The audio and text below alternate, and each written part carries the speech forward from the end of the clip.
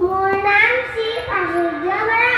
মই আবৃত্তি কৰিবলৈ লোৱা কবিতাৰ নাম গছবোৰক কবি ভৱেন্দ্ৰ নাথ শইকীয়া। ভাল পালোঁ ৰঘুনাথ, তুমি মোক পুতৰাৰ বিয়ালৈ মাতিলা। পিছে ৰভাখন দিবলৈকে আমলখি গছজোপা কিয়নো কাটিলা? আলহী অতিথি যাব, ৰভা নাইকিয়া হ'ব, বোৱাৰীয়ে ঘৰখন দিবহি পুৱাই। পিছে কোৱাচোন ৰঘুনাথ, আমলখি গছজোপা সহজতে পাবানে ঘূৰাই?